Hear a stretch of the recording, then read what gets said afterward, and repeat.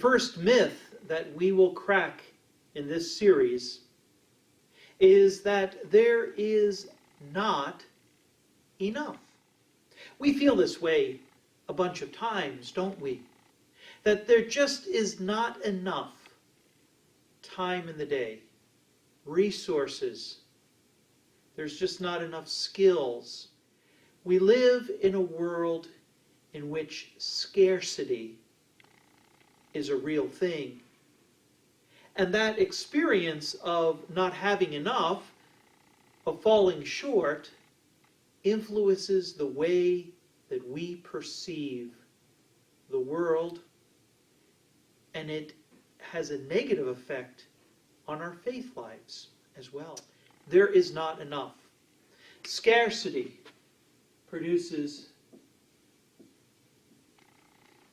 fear. We're afraid that we won't have things when we need them most.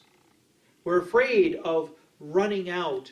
And so we try to defend ourselves. We put up walls and barriers that keep others, and particularly those who are different from us, outside. Because if we let them in, they're going to take our stuff.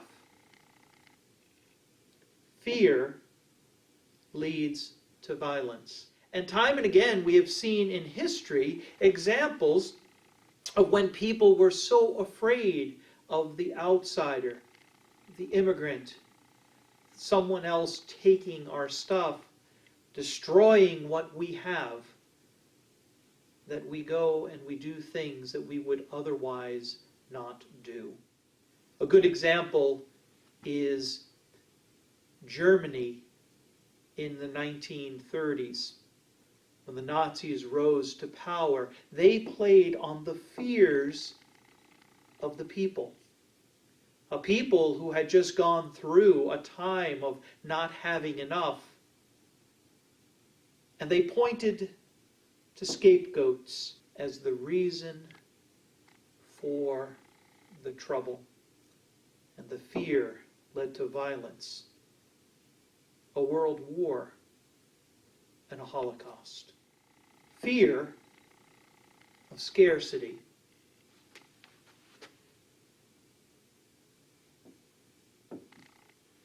The Bible talks about joy of abundance.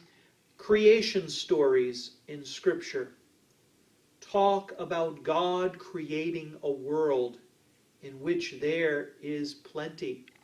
A world in which there is enough for all. Adam and Eve, in the second Genesis account of creation, Adam and Eve are placed into a garden that is filled of wonderful things. And they are invited to be the caretaker of that garden. And instead, what they do, this sin that happens in the garden, is they try to take for themselves all the knowledge, all the wisdom.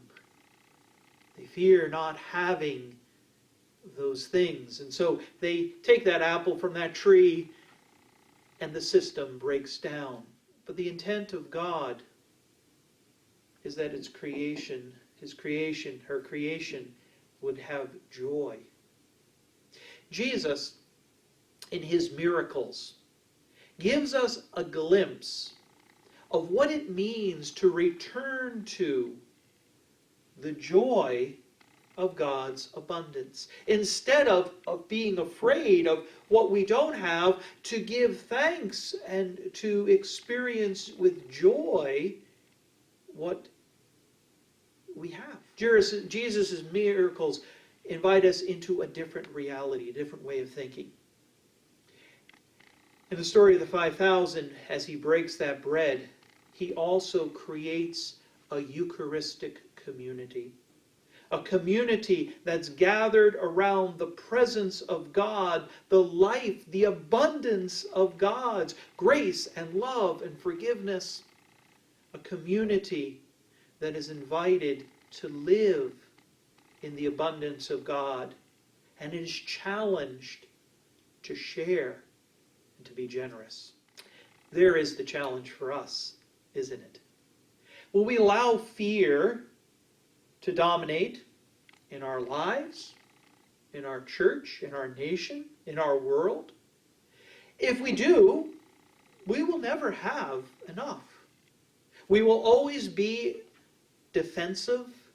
We will always be concerned, keeping others away. But if we crack the myth open and instead enter into God's abundance, the way God looks at the world, this joyful lens, well then, we will share what we have. We will welcome those who are different from us, and we will receive the gifts that they bring. Fear walks away from God. Abundance and joy walks toward God. What direction are you going to take in this week? Thanks for following along. God bless and enjoy your conversations tonight.